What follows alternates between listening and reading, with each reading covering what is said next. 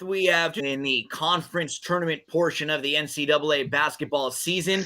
At this point next year, we will at this point next week, we will be previewing teams that are trying to make it into the Sweet 16. So that's crazy to think about how quickly things move in college basketball. Within 1 week, we will have all the conference champions crowned. We'll have the entire NCAA bracket selected. We'll have the play-in games on Tuesday, Wednesday. Thursday, Friday of next week will be the first round. And when we sit here at this exact time next Saturday, we'll be talking about who is one game away from being in the final 16. So this next week is going to be nuts, fellas. A lot of fun. Yesterday was one of the crazier basketball days when there are literally games all day, all night. I think we had in the 40 range. Today, we've got things really narrowed down in a lot of the major conferences. We've got Brian Beho here. We've got Eric, and we've got Leo. And fellas, let's make some money for ourselves, for all the folks out there as we go from the Big Ten, and we'll go through all the major conferences and take a look at the lines. Beho, in the Big Ten, we are down to 4 that remain: Indiana, Iowa, Michigan State, and Purdue. Iowa has looked as good as maybe any team in the nation over their last couple of games. Offensively, they've been incredible. They have they can score at an insane clip. So they're this game opened last night at around 6 or so. It's about 5.5 right now. Total in this game 144.5. It's crept up from 143.5. Do you have any opinion on Iowa, Indiana? It looks like Indiana probably played themselves into the tournament with their 2 wins over the last couple days, because they were on the outside looking in. But that win against Michigan, who was also a bubble team, then you beat the number 1 seed in the Big Ten, Illinois. So I'd imagine right now Indiana's probably in. Yeah, Indiana could kiss my ass if we're just being honest here. I'm so irritated with the way Illinois played yesterday. I know Eric. I'll give credit. Eric called this on the show the day before that the winner of that Indiana-Michigan game would beat Illinois. I thought if it was Michigan, it was a better shot, but Indiana did. And look, dude, I mean, Illinois has to at some point realize that their team goes as the cock burns, if you will. Like, get him the ball and let him score and do his thing. They didn't do that yesterday. Like, it's like they went away from him for big chunks of the game, and then it's like, oh, shit, we're in trouble. Let's go back to Cockburn. He gets the ball, and he scores, and they're back in the game, and then they go away from him again. It made no sense to me at all. Very disappointed in that. However, you said it best. I don't know that there's a team that I've seen this week that looks better than Iowa offensively. Yeah. I mean, I think maybe it's just me hoping, but gosh, Iowa Purdue in the championship with the way that those two teams offensively are, that could be a real fun game to watch. Yeah, so I'm rolling with Iowa here. I think, like you said, I think Indiana did punch their ticket yesterday for sure. Maybe they have a little bit of a, okay, we're in, we can relax a little bit, and I'm gonna roll with the Hawkeyes here.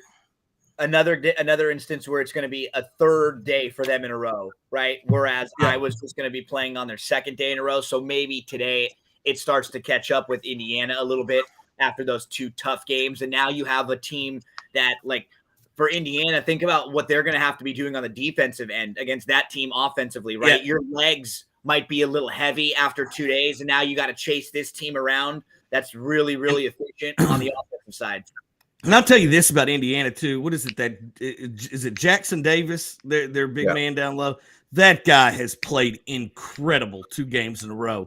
I mean, look, I didn't know he had that in him. That guy can ball. Eric, you were able to make some money yesterday in the Big Ten in a couple spots. Actually, I think you had you called the Indiana win over Illinois. You also called the Michigan State cover over Wisconsin. So while we have you, kind of give us your thoughts on both of these 2 Big Ten semifinals today. I went with Indiana plus the 6 and plus 225. Real conflicting style where Indiana's going to look to slow down the pace. Iowa's going to look to get out and run. Last time they played, they only played once. Jackson Davis, he had 18-11. I just don't think Iowa's got anyone that can really guard him down low. He's averaging 22.5 for the game. Xavier Johnson, ever since that loss against Rutgers, his game has stepped up a lot. He's been playing a lot better ball for the Hoosiers. They also have the home court advantage. I mean, they're playing in Indiana. That place is going to be rocking. And the key stat is Indiana 17-3 when they shoot over 42% from the field. Iowa allows 44% for the year. So, I mean, this Iowa team, I don't think is that good defensively. They got the huge benefit of the whistle yesterday when you rewatch the game. So, yeah, I'm here on Indiana all day.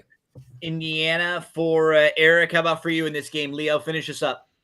Yep. I think Eric nailed it. One thing that we haven't talked about a whole lot is that Indiana literally has home court advantage because it's being played in Indiana. And Biho, I know you mentioned how Illinois needs to figure it out and get the ball in Cockburn.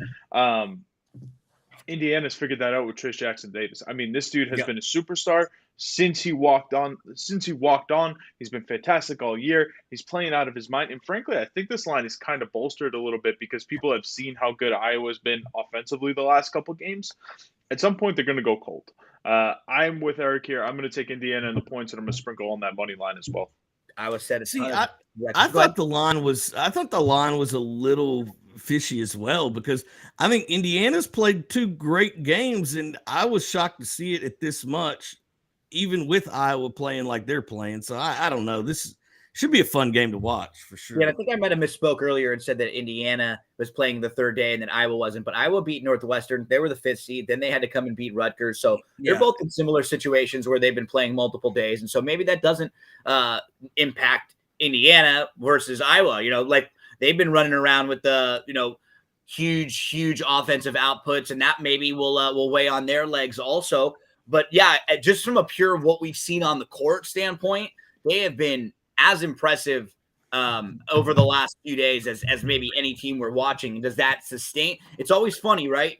When in small sample sizes like this in the next week or two, would you rather, you played so well, is it going to be the opposite? Are you going to come today and lay an egg and maybe be flat, or are you just going to be hot for about a week or two? You just don't know. It's one of those two, and you ride that wave. And now that you say that, and both teams are playing third game in 3 days, and legs being tired, do we take a look at the under 144.5 here? Well, especially because it's now creeping up, and everybody's talking about Iowa. This juggernaut offensively, they look so good. How many people are going to want to go under there, right? And that's where everyone's thinking over. It's just like what I was saying. The talking point is if Iowa wins, we'll get Iowa Purdue in a game that, man, they could score 180 points in that game. Who knows? So you're right. It's sometimes you just got to zig when everyone else is going to zag. And that's the first of the two semis in the Big Ten today. Eric, let's start with you on the other one. You're a Michigan State guy. They play Purdue. This game is not too far off, similar number. This one has kind of crept up. I think they were both at about 6 last night. The Iowa game went down to about 5.5. Purdue went up to about 6.5. Over under in this game, 141.5. So are you going to continue to ride the Izzo train with Michigan State today? I got an alert on my phone that got up to 7 on one book, so I locked in Michigan State +7 +250. Just looking at the matchup here, Michigan State is the second best three-point shooting team in the Big Ten. Purdue is 229th defending the three, bottom in the conference. They don't cost many turnovers, which is Michigan State's kryptonite. Also, Michigan State's got size. I mean, there's only a couple teams in the Big Ten that actually have size that can play against Purdue and Illinois, and Michigan State's one of them. They got Bingham, who's 7 foot, and they have 2 6'10ers in Marble and Cisco that could battle inside with Purdue. And let's not forget, it's March, and Matt Prater is awful in March. Like, this guy, I don't know with how much talent Purdue has had, this team drastically underperforms. So there's that there. I just like Michigan State. I'm going to ride the hot hand +7 +250. Leo, Michigan State, Purdue in the other Big Ten semifinal. So when Eric was saying, oh, it's March, I would have put a lot of money on the coach that he references would have been Tom Izzo and not Matt Painter. It's what Izzo does. I mean, there are just some things that are unexplainable. I don't think Michigan State is all that good this year. But you know what? It's March, and here comes Izzo Mania. The guy has figured it out once again. This team's actually playing well. Like, I watched their game yesterday. They really dominated Wisconsin throughout that game. And like Eric said, they have the size to deal with Purdue. Purdue's not very good shooting the three. Michigan State can shoot it. They have a few guys that can. They played a couple weeks ago. Sparty was able to keep it close. I'm happy to take the 6.5 here. Beho, what scares me a little bit about this game is that where Leo is getting at, I don't think Michigan State's that good. Now, I don't think Purdue is anything great, but Purdue's like a version of their game. Offensively, they can be really, really good. And Michigan State, so it's one of those things where I think like Purdue plays really well. Michigan State doesn't play that great. There's a wide margin between the two. Am I right in my thinking there? You think this game is close? Where do you see this one lie? Yeah, I mean, I've not been a big Purdue fan. Pretty much from mid-season on. I think the game yesterday was sloppy and disgusting. But I'm not going to put the mush on Eric. I'm staying. I want to seriously, Eric. You finally admit that you're a mush. Yeah, I'm biting the bullet for you here because honestly, my play here was Michigan State on the money line, but I'm not touching it. I'll let you get your win.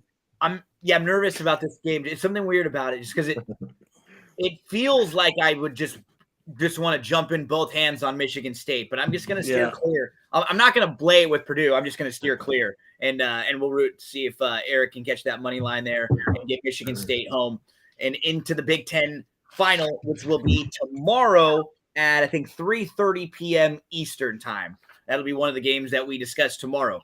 Let's get to the ACC, fellas. Where are we headed in the ACC? We're heading to Duke and Va Tech. So last night we had this game that opened up. It was in the 6 range or so. Right now, what are we seeing on? And as we look up at Nitro, we're still seeing Duke -6 over under 136.5. So the only real movement from last night is that this number has trickled down from the 138.5 down, because a lot of times I'll lock in the opening numbers. I like to get an idea to see how they move or if they've moved from last night when I plug them in. Leo, let's start with you here. Duke has been, I guess, a little underwhelming in their victory so far, in my opinion, at least. Like I just haven't been all that high on them throughout the year. You sort of know what you're going to get from Duke, right? Offensively, they can be really, really good. And I think we've seen it in their 2 games where it seems like they'll have like one really good half and then one half that's not that great, but they're probably just a little bit better than the teams they play, so they're able to get by them. It might be the situation again today, right? They're probably a lot better than their opponent, and I don't know if that means they cover or not, but they could still play like a C version of their game and get by. This is a team that I definitely am not going to have in the Final Four. I can tell you that. Like looking at my bracket right now, they're not going to be going that deep for me. Maybe one weekend, like the first 2. But do you think Va Tech has a shot today to beat the Blue Devils? I actually do. I'm taking Virginia Tech here with the points. I'm going to take them on the money line. Virginia Tech's playing for their lives right now. Like, I don't think that they're banking on the committee putting them in, even after that North Carolina win. They're playing well. More importantly, we know that like Duke can struggle from deep. Virginia Tech just held North Carolina to 3 of 26 shooting from deep last night. They're playing well on both ends of the floor. I mean, Virginia Tech shooting the lights out. They've shot 45% in the last game as well. I'm looking at this Va Tech team. It feels like they're starting to get things together. And you know what? The public is going to be all over Duke here. And in the heavily bet games, I always want to try fade the public, and this seems like a pretty good spot to do it.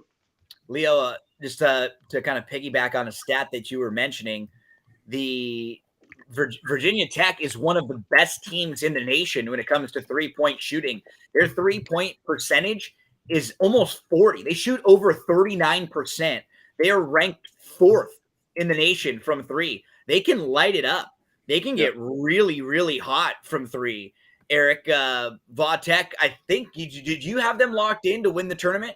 Yeah, like when we talked on your show, I gave them out at 14-1. I said on Thursday this team was due for some positive shooting regression because they kind of limped to the finish. And they're shooting great. They're shooting 42% from 3. Duke kind of struggles defending the 3-pointer.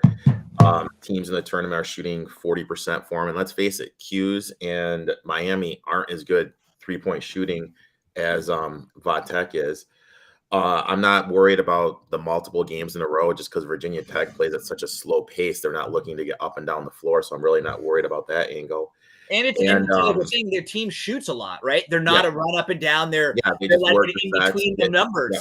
Team, get the 3-point shot. I love Vodtech here. I locked him at 6. I'm not playing the money line because I'm sitting on the 14-1. Yeah, you don't need that to. Wouldn't make sense. And also, like, as gamblers, we need to remember these are 18 to 21-year-old kids, and this Duke team has all the pressure on the world on them, with it being Coach K's last season. And that kind of showed up in the North Carolina game, and it's kind of showed up in this tournament because they have not looked great in any of their games. No, they're not sharp. And on like it's a lot of things weighing in on them. I do think that game against North Carolina is still sitting with them. That that was what happened the last game at home for Coach K. They got their asses kicked that day, and I wonder. So where do we sit with Duke right now, Biho? You know, credit to me. I had Syracuse covering. I had Miami covering against Duke. Look, Virginia Tech's been a cute story. They've played well. They dominated North Carolina yesterday. I mean, you can't say anything but that. Now we're talking 4 games in 4 good days, guys. Like, this is a whole nother level. I think Duke's a little deeper and will have a little bit fresher legs. And at the end of the day, I just can't take Virginia Tech in the points here. I'm taking Duke. This is one of those chalk future bets that we all should have played for a lot of money because we know Duke's going to win this thing. So I'm rolling with the Blue Devils one time. Vodtech got through Clemson, Notre Dame, North Carolina along their way. Duke struggled with Syracuse in a game that, they very easily could have lost. Miami kept it close through a lot of that game too, but Duke sort of wore them down and pulled away late. So that's your ACC men's. Let me ask you guys one thing too, because I was looking it up when you all were talking about if they're in or not. So I'm looking at Lenardi's latest bracket. They're the first team out. So the teams in front of them that are the last 4 in: Wyoming, Michigan, SMU, Xavier. Michigan's out, Xavier's out. Is Wyoming still playing?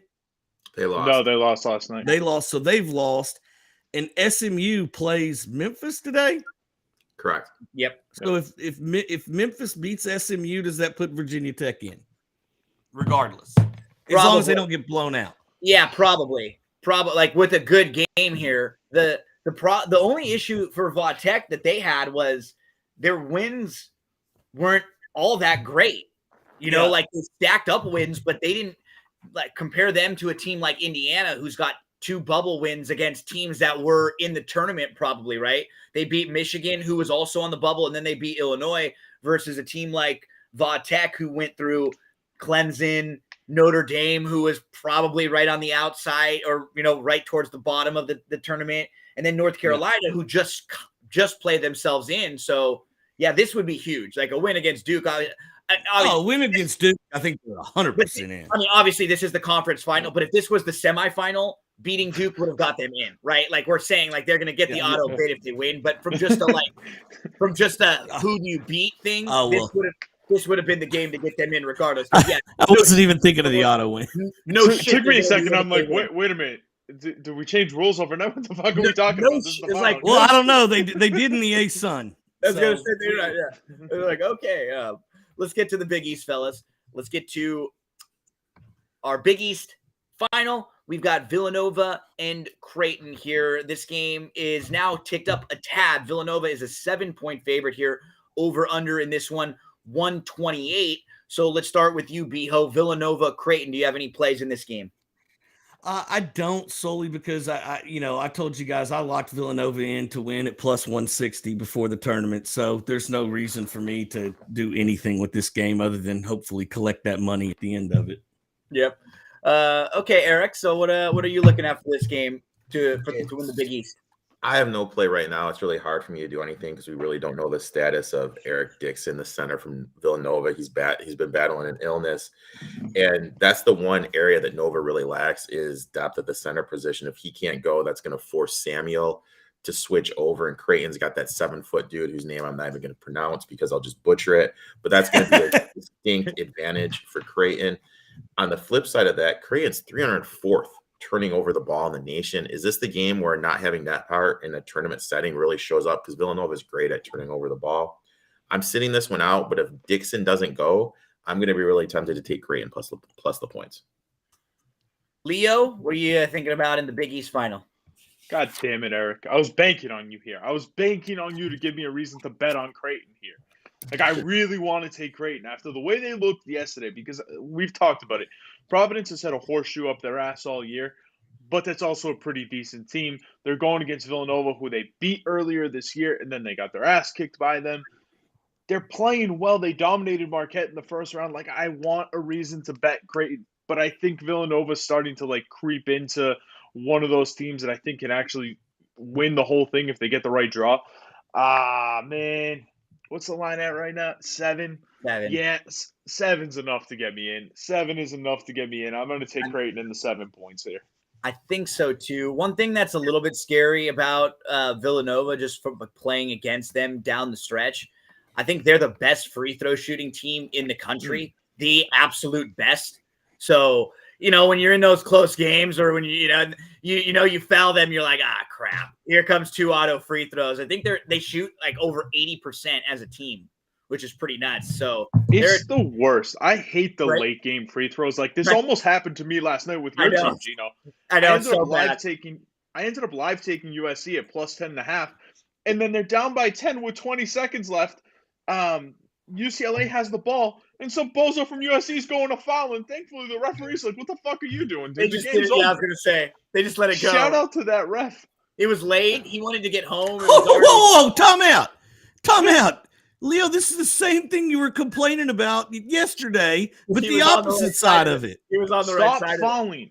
Kids, I understand. You want to prolong your careers. It's okay. You want to prolong your time in the tournament.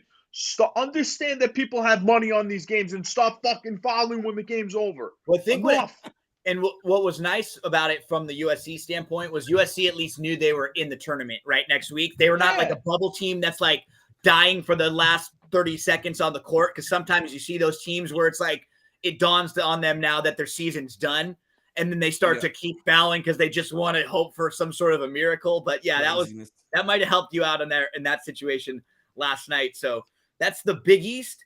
Villanova, a 7-point favorite in the Big East final against Creighton, over under 129. Both of these teams should be in the NCAA tournament. Villanova is sort of quietly, I don't think they get up to a 1 line, but they've quietly moved up quite a bit over the last few days with, just think about Auburn losing, Baylor losing, some of those teams around that might have been kind of projected for higher spots. And what's nice for Villanova too, one of their losses earlier in the year to UCLA starting to look a little bit better. UCLA went through a lull a few weeks ago where it looked like they may not be that great. And then UCLA has kind of kicked it back in now, and they've had a good last few weeks. I think they've won 8 of their last 9. So their metrics get even better. Villanova, because they played such a tough schedule this year, they have really, really good advanced metrics. When we'll talk next week about them and a lot of their Ken Palm strength of schedule, their quad 1s and quad 2s and all that stuff.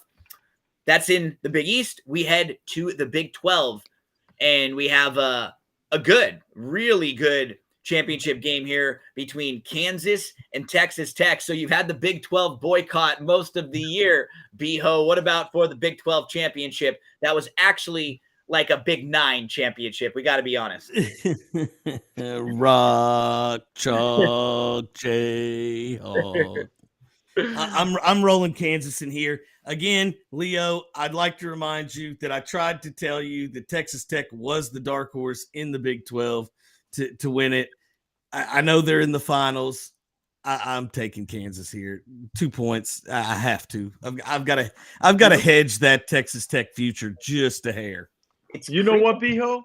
It's time to give you a little bit of credit. Sorry, Gino. Go ahead. I'm going to make an executive decision here. All right? We got a public prop on this game. It's going to be Texas Tech to win this game outright. I think Beho's actually right. We're going to give away, what do you think, Beho? $250 Nitro Cash?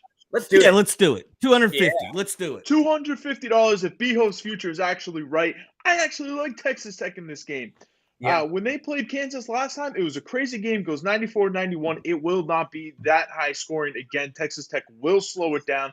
Texas Tech is actually playing really well right now, to my surprise. And, they beat Kansas earlier this year as well. Honestly, they kind of dominated Kansas in that win, too. I know it was only 8 points, but they looked really good. I have a really good feeling on Texas Tech. And you know what? BTV is going to back me up. We're going to give away $250 if the Red Raiders win this game. Eric, Texas Tech is one of those type of teams that I don't like to play a lot when they're a big favorite and when they're laying a lot of points. But I believe they have, on adjusted efficiency, the number 1 ranked defense in the country. And so they're the type of team that I like to play as a dog. And now this has crept up. It opened up at right around a pick 'em last night. Now it's up to 2.5. If you like Texas Tech, that's not a bad number to try to sprinkle in a little money line. Like, you can catch Texas Tech right now at around plus 120. Are you there, or are you on the Kansas side? It's an interesting matchup, conflicting styles. Like you guys said, Kansas was going to look to get up and down the floor. Texas Tech's going to look to kind of slow it down. But the game yesterday was kind of like my issue with Texas Tech. First half came out guns blazing, 67% from three, 70% from the field goal from the floor. And then the second half, they scored 19 points. And almost lost to Oklahoma. Came down to a last-second shot with Oklahoma turning the ball over 18 times and shooting 26% from the floor. I just don't trust Texas Tech offensively. New Big 12 school. Yeah, Texas Tech offensively. They're up to 10 We're now. Closer to 12. We'll just start adding bogus-ass schools to them until they actually have 12. I was going to say, Kansas Tech sounds like where they learn how to count. That would be a good school.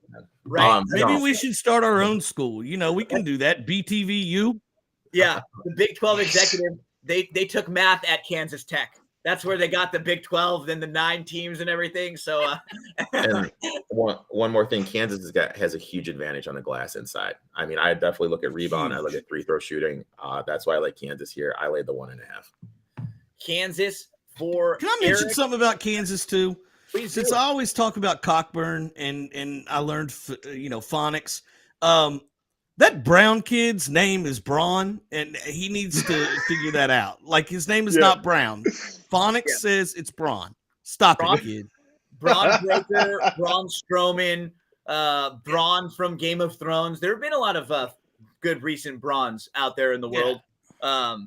Leo, you're on the Texas Tech side too in the Big 12, right? And that's going to be for the public prop. Let's do it. Public prop. All you guys got to do, we're going to send out a tweet. It'll have a fancy little graphic attached. What we're going to do, just retweet it. Make sure you guys follow at BTV Bets, which you should already do. And we're going to pick somebody right before the game, give away $250 when Texas Tech shocks Kansas tonight. And by fancy graphic, he means this show for them to retweet. Yeah.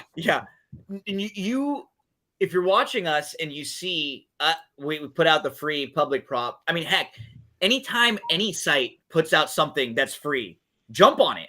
Take advantage of it. Like, that's the best way to build your bankroll. If you have an opportunity to win some money for doing not a whole lot, or for a free entry, or for just making a selection, go for it. That is the best way to build your bankroll, because you're going to lose some money sometimes with some of the bets.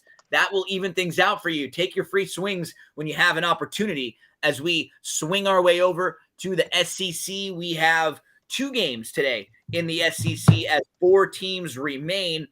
And, we've talked about Texas A&M, or first game, Texas A&M and Arkansas. And I've kind of talked a little bit about Arkansas recently, about how I feel like they've kind of got a little bit lucky in the way things have just sort of bounced for them. And this is another situation where they're catching a team that's hot, but they didn't play Auburn on the road this year. They didn't have to play at Kentucky. And there's another situation where they don't have to play Auburn here. And so, could they lose this game? Absolutely. But we could look back in a week or two, and Arkansas could have a very high seed in the NCAA tournament. And when you dig into their last few weeks, you might be able to find some holes, and you might be able to really, poke some holes there. So let's start with you, Eric. Texas A&M, Arkansas. This game opened last night at around 6.5, 138.5. I'm going to pull up where we are right now, but tell us what your thoughts are on this game. This game's a pass for me. I mean, Texas A&M, they're on a magical run. They're playing great. I thought for sure they're going to blow that game against Florida, but somehow they snuck it out. Looked great against Auburn, but all of us have kind of said Auburn is like a paper lion when they have to play on the road. But this is a team, because it is their third game in 3 nights, and they really don't have any depth. They had 3 guys last night that played over 33 minutes going against that tough Arkansas defense, which is going to get up in their face. I think they're going to struggle here. But on the flip side, why I'm not taking Arkansas is due for some regression. They're due for that game where they completely shit the bed, excuse my language. Yep. So because of that, I'm just kind of staying away from it. Yeah, another instance where yesterday Arkansas was playing so bad in the first half, but they were very lucky because LSU was playing equally as bad. And it wasn't like, and you got to be careful when you just look at numbers of things. This is why we always talk about specifics that happen in the games. It's why Brian was mentioning watching the games. It's why when we go through NFL stuff, Eric and I will always point out when we rewatch the games, things that happen, because you will see things in the box score that show up, but you can't really notice. Like that, LSU wasn't missing shots because of good Arkansas defense. They were just missing shots. There's just wide open shots. Now, again, I'm not like things can happen 3 or 4 or 5 times in a row, and it's not the biggest sample size. So you got to be careful where, maybe one or two teams look a little bit better. I wouldn't be laying the points with Arkansas, but I kind of agree with Eric in that I'm a little worried about Texas A&M at this point with things starting to catch up for them, Leo. They had to play Florida. Then they had to play Auburn. Now they have to deal with Arkansas here. Can Texas A&M do it again? I'm kind of leaning toward, I'm going to take them plus the 6.5 here. Yeah, Arkansas, I wouldn't lay it for sure. Yeah, no, I just don't trust Arkansas. After watching them yesterday, I know that they beat up LSU, but in reality, that team did not shoot well. Neither team could hit a freaking shot. A&M is playing really well right now. I mean, they looked really good for about, 37 minutes of that game against Auburn yesterday before they started to choke. I'm looking at it, and you know what? I'm not getting fancy with it. I'm taking the 6.5 with the Aggies. Theo, I think there were like 2 times early in the game where the big man for Arkansas tried to say step his up. name. It's Jalen Williams. He tried to step up and take a charge, and just didn't call it, and he tripped over and sort of fell. And I was thinking about you while that was happening. I just want you to know that. well, Gino. I mean, again, I always tell you guys, especially in matchups with Arkansas, the officiating crew plays a big factor into it. Unfortunately for Arkansas, actually probably unfortunate for Arkansas, even though they did win, they didn't have the Doug Show's Patch Adams. Yes, I call him Patch Adams because he's a clown. In their game, we had him in the Kentucky Vanderbilt game last night. So those guys love to call charges. It was. Look, man, I got to be honest with you. I'm really disappointed in the way LSU played yesterday. Me too. Yeah. Dude, they had every opportunity. They came in with the chip on their shoulder after that loss at Arkansas, which they were basically it was stolen from them. Yeah. They didn't lose it. It was stolen. And they just came out and laid an egg. And they looked like they didn't know what they needed to do on offense, defense. Everything was just I think it was like a 10-0 run at the end of the right away to start the second half, and they just got hit in the mouth, and they just didn't punch them back. Well, you know what really hurt them too, and I think Will Wade and Jerry Stackhouse as well did this yesterday. I think they got technicals at very inopportune moments. Mm-hmm. You have to realize when's a good time to get a technical. Is it going to be a catalyst bad time, or is it going to get your team a little? Because if you remember, LSU was winning that game by 5 or 6 points late in the first half. Yep. Arkansas went on a little run. Wade loses his mind. Next thing you know, they're down at the half. Mm-hmm. Well, now Arkansas feels great. They didn't cover in the first half because of it. Yeah. Yeah.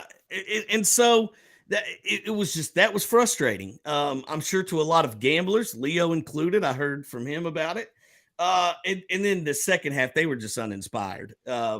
unacceptable from them.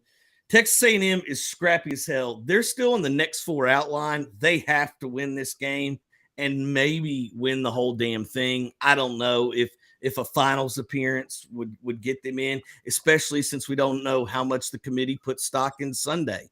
So I don't know. I still think Arkansas is the better team here, and it's not close. I think that Texas A&M is going to try to slow the game down, but again, this is their 3rd or 4th game in 3 days. Like they're going to be tired from playing the hellacious defense they've been playing. I'm going Arkansas here. I'm laying. I got it at 5.5. I laid 5.5, and that's where I'm going. There was a I went to Tom Segura concert, a comedy show a few weeks ago, and so we've been listening to some more of Tom Segura stuff as of late, and he's got this one little like part where he talks about he started ripping on Louisiana and like the whole state of Louisiana, and so people like sent in a bunch of emails and like, come on, Tom, don't rip on our state. Don't do this to us. And so, of course, like he's a comedian, right? He's going to dig into them even more and more and more. And so he just started laying into he's like, the only thing that Louisiana's got really is that they're not Arkansas. And then he just quit. It was just so funny though, because right now that's what I've been thinking the last few weeks. Like, he was talking about how he was getting hundreds of thousands of emails from all these people in the state of Louisiana, and they just want him to shut up and don't do this and don't do that. He goes, you know what? At least you're not Arkansas. And that was just what I thought right now. It just made me laugh as we move along. Yeah, well, it's funny you say stuff like that because I think we all can laugh at our own fan base a little bit. I mean, we've got some major characters over here in Big Blue Nation. And, I'm a Laker fan. You know what I mean? Like Carrie and my wife and I do the podcast Married to the Game. We cut an episode last night. It's up on all your places you get podcasts. And we got into that about how people watching at the SEC tournament for Kentucky fans, or looking at the Kentucky fans, is great because a lot of the lower income rural areas, that's their vacation for the year. Yeah. They save up to go to that because they can't afford to come up to Lexington and watch games. So you see some shit down there. You see some shit and you just gotta laugh. You just gotta roll with the punches as we roll on over to the other SEC semifinal. I want to thank everyone out there for hanging out with us all week long. Don't forget, we'll be back with you tomorrow morning again for another morning edition of Cutting Nets at 10 a.m. Eastern time. We won't have as many games to discuss tomorrow, just a few championship games. And then we will have, if you're an NBA fan, a little later on in the day, we'll have our NBA show with Eric and with Kyle. We will preview the big NBA game tomorrow. What's the main game tomorrow, Eric? Do we know? Look that up for me if you can real quick so we can just mention it. And then we'll go through a few others that are on the Sunday NBA slate. And then later in the day, we're going to have an instant reaction to the brackets, to Selection Sunday. But we're not going to go deep into the brackets then. We're just going to kind of talk about what jumps out to us. Later in the week, we'll have a full bracket breakdown. And then all next week, Thursday, Friday, Saturday, Sunday, those first 4 days of the tournament, we will be with you again early in the morning, 10 a.m. Eastern time. We'll take you through everything happening. Next Thursday, 16 games. Next Friday, 16 games. Then Saturday and Sunday, there will be 8 games. Today, I think we've got 24 games on the slate, so a ton of college basketball that still remains. What's the main game tomorrow, Eric? Mavs Celtics. Oh, that's a cool game. Those two teams are both two of the hotter teams in the NBA right now. They're both playing really, really well, and they're kind of sneaky teams. Leo's got a big smile on his face right now because the Boston Celtics are defensively just playing really, really well. You damn right they are, baby. Yeah. And Jason Tatum's a superstar. Leo, does Greg need to talk positively about Boston? Does that kid play for you all? The kid from Tennessee, Grant Williams, right? Grant Williams. Yeah. He started nailing threes like crazy. But does he? I mean, he's on that team, right? He's in the rotation. Yeah. Does he still flop like a little bitch? That's more Marcus Smart's job. Yeah. Okay. I was just curious if he ever grew up. No. We know how Beho is with his flops. Beho, no flipping or flopping today in this Kentucky-Tennessee game. credit to me, and Leo can attest to this. Ty Washington tried to take a charge yesterday, and I ripped his ass. You're consistent. I will give you that. You're consistent with that take. It doesn't matter if it's from Kentucky or not. That's just not the way you want to see your round ball being played. What do you think about this matchup today for Kentucky, Tennessee? Kate's by 90. Kate's by 90. Cats by 90. So honestly, let me get into it a little bit. So the Vanderbilt game yesterday, I thought was just a ho-hum game. I think we knew we were better than them, and just kind of, sometimes that first game you just don't play your best. What really irritated me is I don't think we got the ball to Shibwe enough down in the post for a majority of that game. And when he did get it down in the post, all he did was dominate. I look for that to be a major emphasis today. I'm sure Cal's telling them this is not okay. I've heard Cal before tell people if they pass the ball to Oscar outside the post, they're coming out. And if they don't pass it to him while he's in the post, they're coming out. So I look for him to be a major factor today. And I know that's not saying a lot. He is the best player in the country, going to win the Player of the Year award. This is going to be a hell of a game, Gino. I do not look. I'm going to be honest with you. This game could go either way.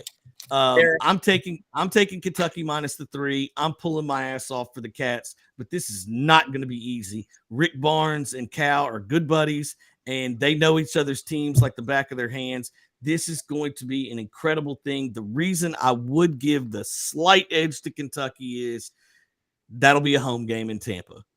So that arena is going to be packed with blue more than it is orange. It should be this game should be the final. So I got to be careful because when I reference Ken Palm, I know Eric's going to try to bend me over and stick it in me when I talk about Ken Palm. But it's like any site or any metric, you have to use it for what it is. You don't just I'm never a fan of football. We reference DVOA and stuff a lot of the time. But I think if you just go in and you're just looking at the rankings and you go, oh, this team has got a better DVOA, I'm going to pick them. I think you're going to be in trouble. You use everything for what it's worth. You take the information and how do you interpret it? What I like about, and I'm just joking. I know Eric was just giving me shit about it, but what's cool, what Ken Palm does is they have a thrill. They're called the thrill rankings, and they give all of the games every day that they'll go through the entire slate and they'll rank them based on the excitement. How exciting is this game supposed to be compared to all the other games on the card? What's the thrill score? And the 2 games that we have, the final 2 games that we're going to talk about are actually the 1 and 2 on the thrill score today with Kentucky, Tennessee, and then Arizona, UCLA, because these are 2 really cool games and 2 teams. When you just look at a lot of their metrics, they're extremely efficient. Kentucky is one of the best teams in the country, just overall efficiency. They're very good on offense. They're very good on defense. And when you look at Tennessee, they're the type of team that can be a little bit more Jekyll and Hyde. So, Eric, what do you think about the second of these SEC semifinals today? Anyone that has watched this knows what I think about Tennessee, elite defense, but they go through these stretches where they just can't score. And that's why I'm taking Kentucky here. They have a huge advantage inside, like Brian was talking about. Also a huge advantage on the glass. Shibwe had 7-8 offensive rebounds last time they played. And also in the backcourt, Washington's finally healthy.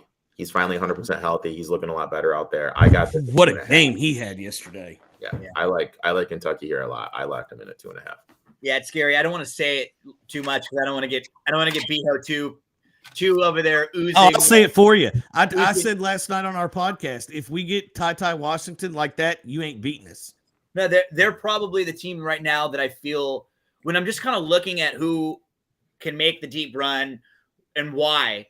Of the top teams, they feel like they have some real reasons why you can look in and go, okay, that makes sense why they lost some of those games. It makes sense why they had a little bit of lulls throughout their season when some of their players got hurt or when they were missing key players. So I don't love doing it, Leo, because I don't want to get Beho floating up on air above all of us. But this Kentucky team is playing pretty well right now. And it's going to happen no matter what, Gino. If they win this game and they get through the SEC, they're going to be a pretty tough team if they're healthy next week. Last 2 games, keeping it simple, these are the 2 best teams in the country. Kentucky. You guys, for every reason that you guys already talked about. There's no doubt. This one's a lock. So Leo likes Kentucky, and he thinks that Arizona might be another one of the best teams in the country. They played very well without one of their key contributors last night. This is something that Biho actually thought. He said they may be better without him. What's funny is that last time Arizona played UCLA, or earlier in the year when Arizona played UCLA and lost, I think in that game, Kerr ended up going like 0 for 12 or 0 for 13. I mean, he literally was as big of a negative for them as you could have been. So tell us why you think Arizona is one of the best teams in the country, and if you're going to be playing Arizona tonight, Leo. Love Arizona. Been talking about them. They're extremely balanced. UCLA, I feel like they're still riding the coattails of what they did last year a little bit. I love what I see out of Arizona. I love the fact that they don't have one superstar. They have 4 really talented, top-notch players. They could beat you in more ways than one, and if Johnny Juzang doesn't go bananas, I think UCLA is going to have a really tough time tonight. Eric, Arizona is another one of those teams that efficiency-wise, they're really, really good. I think their offensive efficiency is like the 7th in the nation. Their defensive is 17th, so they're very, very good. Field goal percentage. I mean, you look at a lot of their metrics, and they're pretty good. They don't really light it up from 3. I guess if that's one thing that you can say about them, they're sort of average to below average. I guess neither one of these teams are really like lighted up from 3 type of teams. Do you have any opinion tonight in the Pac-12 championship? Nah, no play in this game. I mean, Arizona is going to be without Kerr, like you guys said. UCLA struggles from 3. Zona does have a distinctive rebounding advantage, but I'll be honest, I don't like either one of these teams. I hope to God they play Boise State the second round, because Boise State being both these teams. I love Eric. The only thing that I got to say about Eric is that he's just he's got that East Coast bias. He's anything going on in the West Coast. I mean, technically I'm in the Midwest, so I mean, I guess I have some Midwest bias. He's got the Midwest bias because he just rips my poor Pac-12 teams over and over again. But no, I don't really have the strongest opinion in this game, but I do think it will be good. As a Pac-12 fan, just sort of hoping that USC, UCLA, and Arizona win a game in the tournament and continue to play well for the conference. I like what I've been seeing from UCLA more as of late. I do think that last night's game against USC may have been a little bit more of USC not playing well, but the one real positive that UCLA has right now is Jaime Jaquez. It looks like he's really rolling again. And that's the thing where in situations they could have the best player on the court now. And there were stretches throughout the year where Jaquez was hurt. He was banged up. He had a couple weeks where he was not getting into double digits. And then Juzang has been up and down. But if you know that you've got Jaquez at least, who's going to go out there and get you 20, and that mid-range game of his is nasty, Biho. He gets to that spot. He does the little turnaround. And he's someone who last year he carried them through a couple rounds, because what's nice with UCLA is, defensively, they're really good. They're not going to turn the ball over a whole heck of a lot. So if they have that one guy that can get them like 20, that's someone that can keep them in the game. I don't know if they're a team that can win the national championship, but they're starting to kind of play with that template that worked well for them last year. Yeah. No, I agree with all of that. Again, I talked about it yesterday on the show about, I think Kerr Kriisa is the problem with Arizona. I know that sounds absurd, but I think when teams pressure him, he's a nightmare to have. And I just think this team is going to be better in the long run the more he's out. Speaking of Johnny Juzang, guys, and let's be honest here, Juzang had an incredible run last year and in the tournament and was just knocking down everything. Where's he been? Like, if you go back and look at his game log, he had 19 on February 17th. He's not scored over 10 points since then and scored under 10 points 3 times. And if you just go back, it's ridiculous. It's 12, 10, 7, 8.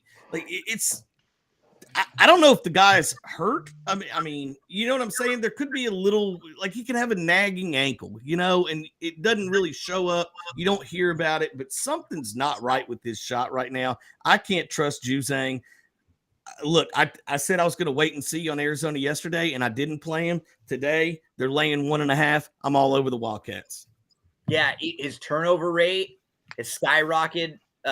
It's not good at all. Just something's not right there right now. I don't know what it is. Yeah, like you look at a lot of his metrics too, just sort of like his offensive ratings and just the usage numbers. And yeah, it's weird. That's why, and watching them play game in, game out as a Pac-12 guy, seeing Hawkheads last night, because there were a few weeks ago, neither one of those guys was looking that great.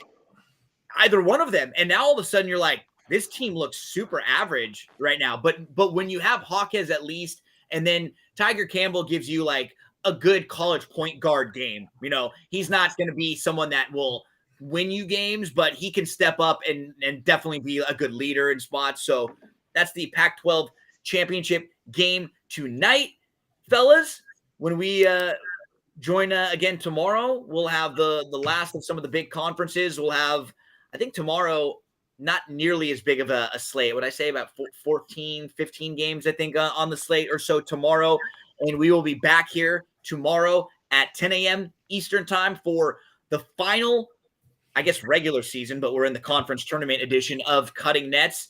Next week when we talk, fellas, or, later on tomorrow when we talk, we're going to know what those brackets look like. This is fun. Like tomorrow, even when you know your team is in, those few minutes when the brackets start to come out, they're a cool few minutes because you're always curious. Where do we sit? Who are we going to play?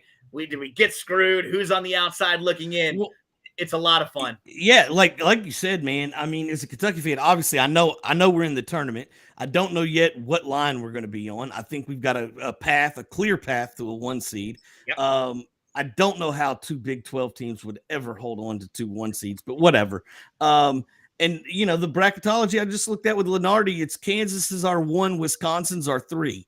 Of all the teams in the world that we would have to play, like Wisconsin guys, really?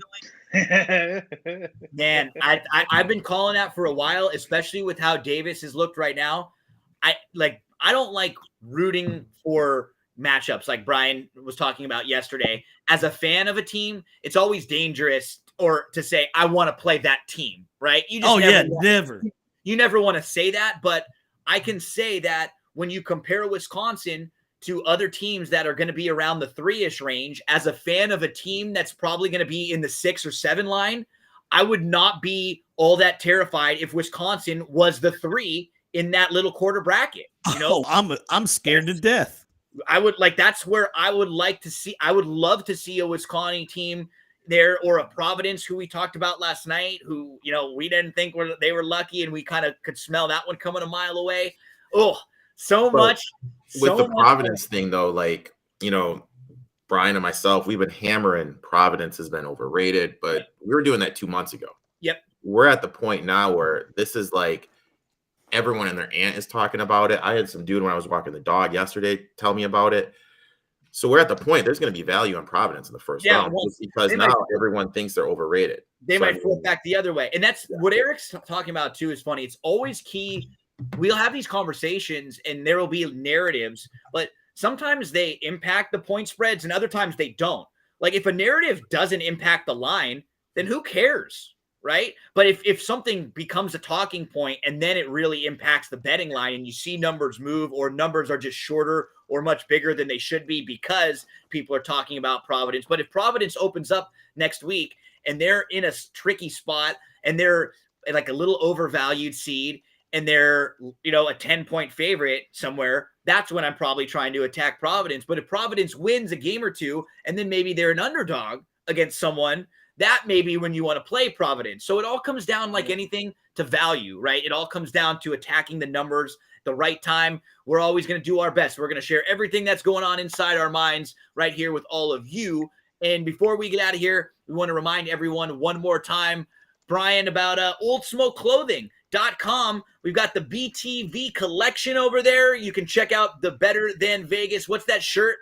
What's that shirt say on it? It's awesome. What's our BTV shirt? I don't bet, I win. I don't bet, I win. We're going to try to do some winning today. And I think you did say that promo code does still work, right? If you want to get a free shipping, you can use Gino. Yes, absolutely. How about that? I put the address down there at the bottom. Just go to that oldsmokeclothing.com/BTV. Order the shirt. Order 4, 5, 6 of them. Guess what? Free shipping if you use the code Gino somehow. It still works. That's so great. So awesome stuff. Old Smoke Clothing, real quality clothing there. And yeah, that promo code Gino, it'll save you $5 on your shipping. So take that $5 and parlay it into something in March Madness. It's my gift right back to you, all of you there. Bio, good luck with your team today, buddy. Eric, good luck in all of your wagers. And Leo, my man, you crush it today. I know there's a lot of really awesome tennis going on too. So I'll maybe be picking your brain. There's some really, really good matchups going on later today. I'm sure Leo will be paying attention to those for any of you tennis fans who are looking for some action. Thanks, everyone. Have a good one. We'll be back here tomorrow. Tomorrow's morning show will probably be a lot shorter because we won't have as many games, but we will have 2 shows tomorrow because we'll be back following the brackets for an immediate instant reaction for Selection Sunday. Woo! Our Selection Sunday panel is going to be outrageous, by the way. It'll be us 4. I think Gentry may be here, hopefully, if he gets done in time. And Leo and Nadu are just combining. They're not even doing a separate show. They're just coming right in here and spitting that fire. Let's continue on with all the great college basketball analysis this week. Good luck, everyone, and we'll be back with you tomorrow morning. Do not go anywhere. Flip those notifications on.